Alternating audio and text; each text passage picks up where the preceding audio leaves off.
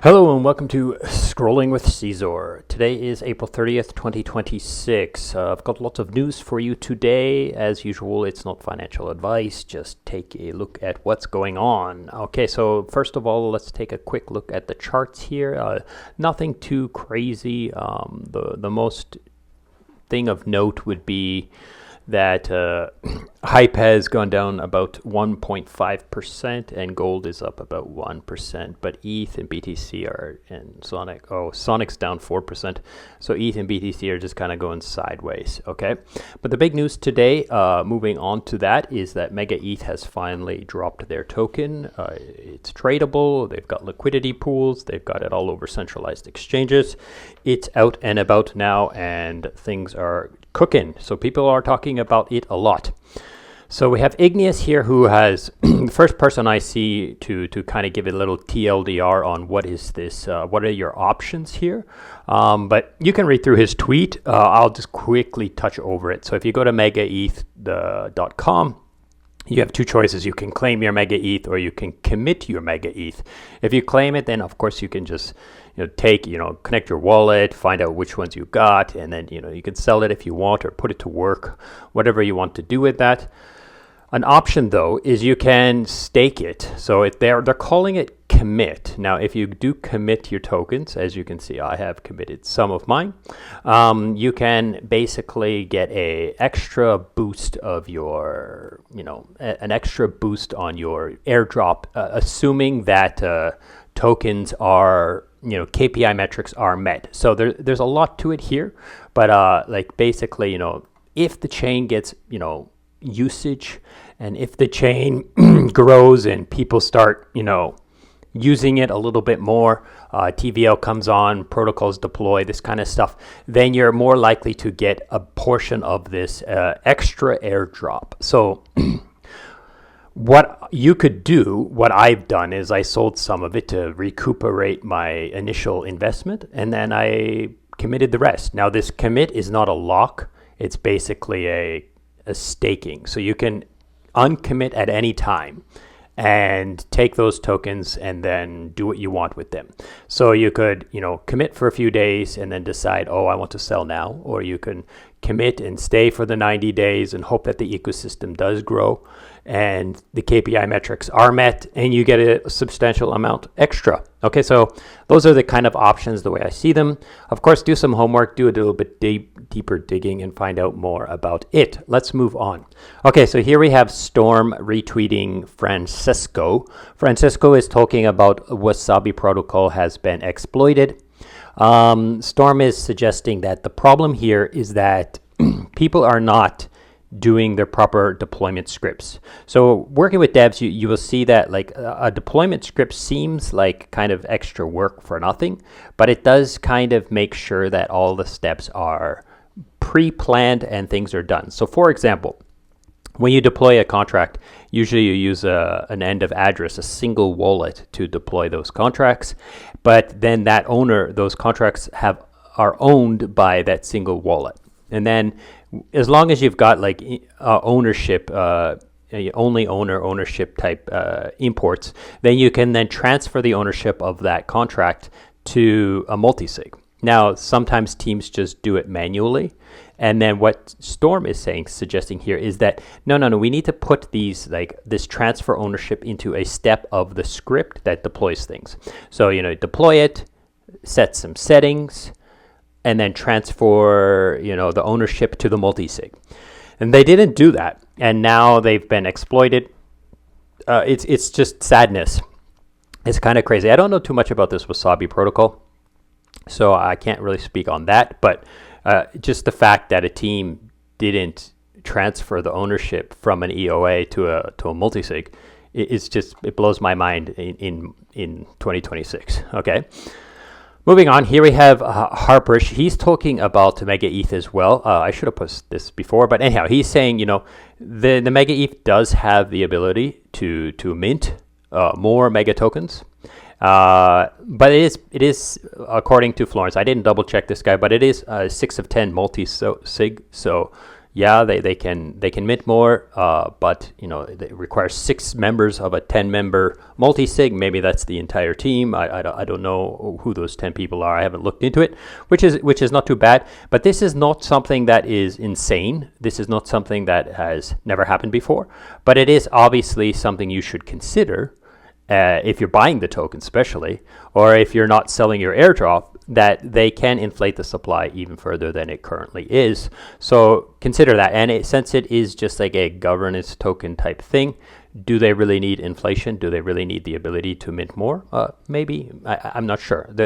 I guess maybe the possibility that they might build another product, or maybe even a layer 2 on top of their layer 2, right? Like a layer 3 or something, and use Mega as the gas token for that thing. I don't know, right? So there's the possibility that this mint might be used in the future. Okay, moving on. Oh, that's the same one.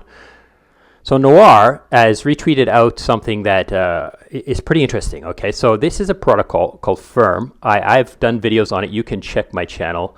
I've covered this quite a bit. It's basically the dollar stablecoin, DOLA, and it's a fixed rate interest rate CDP. So you can borrow a dollar stablecoin versus collaterals, but you can select your time frame, and the interest rate will be frozen. So if you look here, so he has a borrow rate fixed until 2055. So he's paying 4% on his borrowed stablecoins until 2055. And he can close early if he wants. He can repay his debt now, but his interest rate is fixed at 4% for like 20 years, 29 years. Okay. So if you're thinking about like borrowing stable coins to do something versus your collateral, if you're a big whale, then this is something you should consider. Now that 4% changes over time. Okay, like it could be, when you go to the website, it could be 6%, it could be 2%. So you kind of have to watch for the opportunity and then kind of leap on it if that's something you want to do.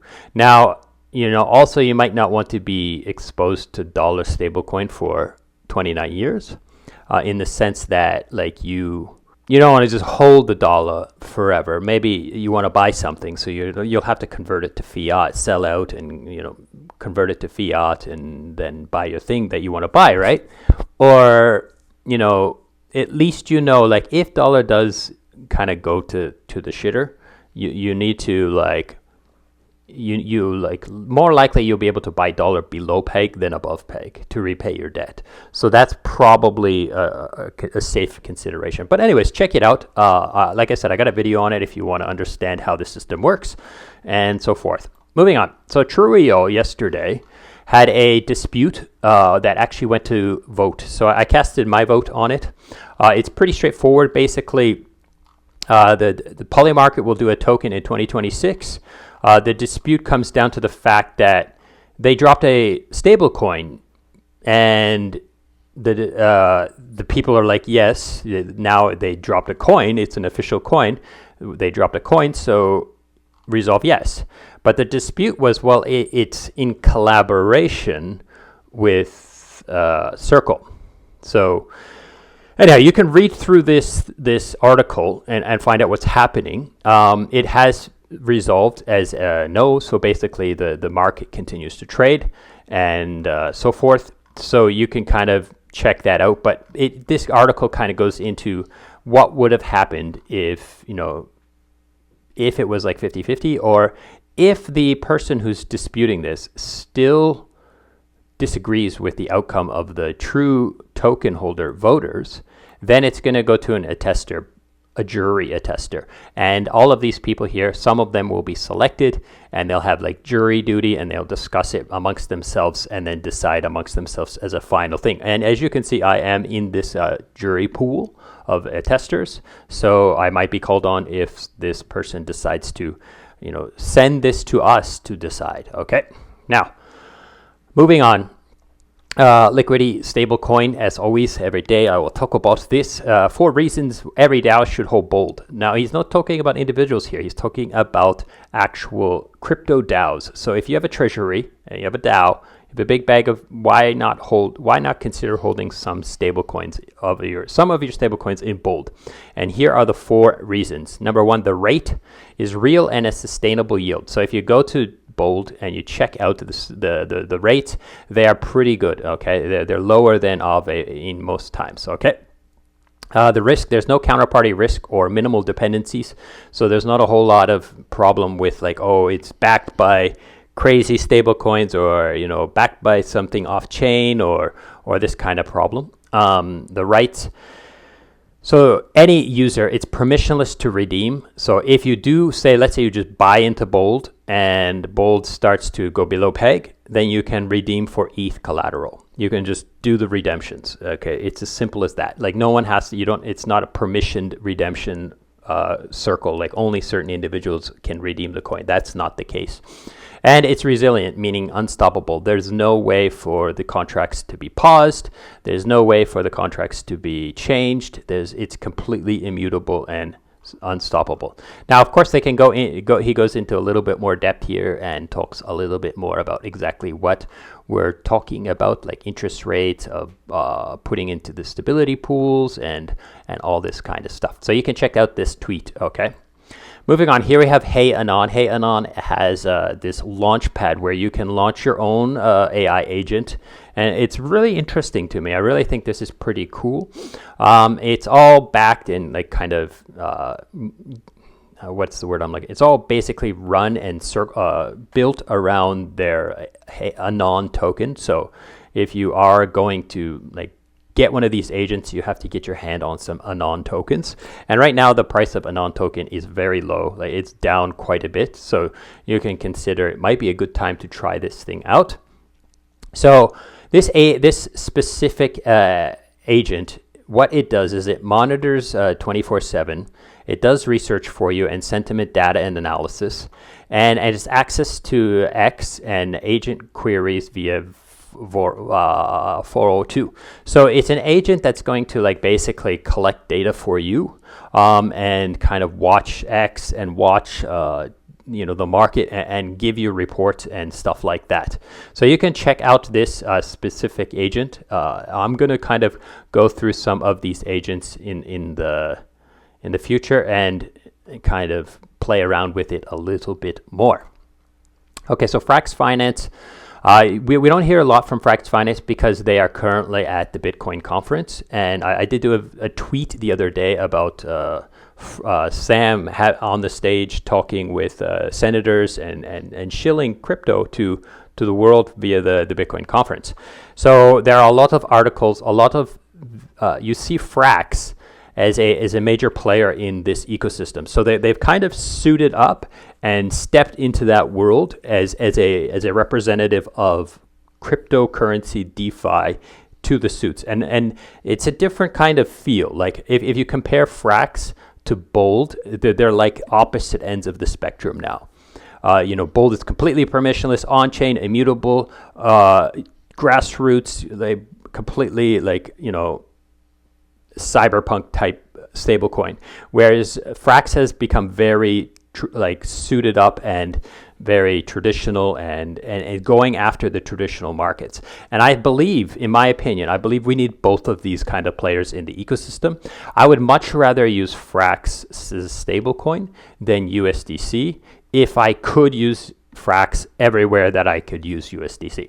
So for example, I use a lot of USDC because I can bridge it, I can get better yields, I can put it into a centralized exchange and convert it into fiat, and Frax, I can't quite do that yet.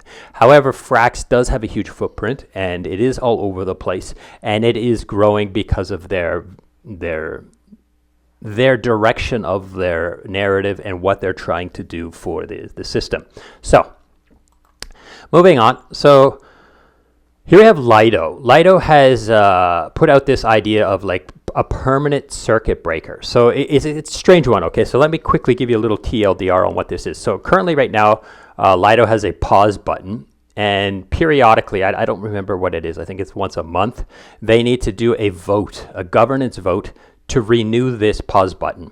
So every month they need to deploy a new pause button, and they need to renew this pause button. And this thing here is them trying to say, oh, let's just make it permanent, and then we don't need to do this like governance vote every month to renew this thing. Now, the reason why I want to talk about this is because I feel that terminology is thrown around in crypto very nilly-dilly. They kind of throw around, they use whatever sounds good, even though it doesn't quite mean that. So for example, they're calling this a circuit breaker, okay? So, but in actuality, it's just a pause button. Like, it's not going to monitor the situation and automatically trigger the circuit break, like a circuit breaker in your house. If all of a sudden too much voltage starts getting pulled through your house, what happens? The circuit breaker pops, and then you have to reset it, right? That's a circuit breaker, right? However, what this is it's a button that people need to push to pause it, which is not a circuit breaker in my opinion. Now, if we contrast that with what we have here, Flying Tulip's circuit breaker is actually a automatic switch that turns off withdrawals on Flying Tulip, and then the team can figure out what happened and decide to switch it back if not. This is a circuit breaker. Now, I'm not saying, Flying Tulip's better than Lido in all ways, but it does show me, this is what I'm talking about the terminology. They're calling it a circuit breaker and actually calling it the right name, whereas Lido is calling it a circuit breaker, but it's actually just a pause button, okay? So that's it for today. I hope this has been interesting and useful, and thank you for listening, and goodbye.